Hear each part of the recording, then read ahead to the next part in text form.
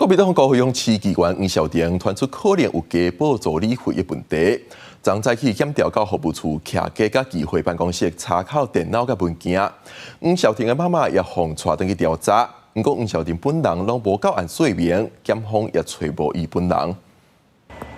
调查人员当黄孝庭老母的面清点现金，捌做过4届高雄市议员的国民党籍议员黄孝庭，传出若像报拍销、假报助理费。高雄地检署2日早起指挥市调处的人员去伊服务处，甲徛街等10个所在搜查，查考大批资料，嘛甲因老母带走做调查。从来没有这种事情发生吧？不可能吧？我是认为可能不会吧，家里那么有钱。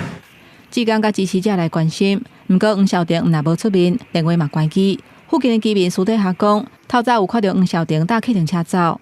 就今日黄姓议员所涉案件，对其服务处等10个处所执行搜索，并带回相关涉案人员。高雄这15年来，包括现任的议长康如成甲几个前任的议长，有超过20个议员，拢捌因为涉嫌诈领助理费去互起诉，甚至判刑。其中前议长詹丽燕一审还阁互重判12年。这么多的议员被因为这个涉嫌违反或者是已经违反诈领助理费被判决的情况之下，你还这样做，我认为非常的不妥。好，那你如果说是以前没有这样做，那最近可能因为一些其他的原因就开始来挪用到助理费的话，我想这个也是法律以及人民所不允许。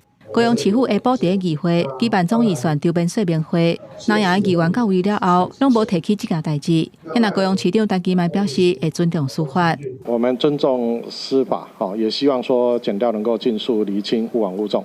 黄孝庭过去捌发生车祸肇事逃逸，相电国际等等争议的事件，这个涉及报拍销、假报助理费了后，人全失去联络，检方找无人，甲法官就要赶紧出面理清事实。因为国民党市党部表示，目前还在调查的阶段，呼吁外界莫乌白药，嘛希望司法机关唔通甲冤枉，若有罪嘛莫甲轻饶，来依护公平正义。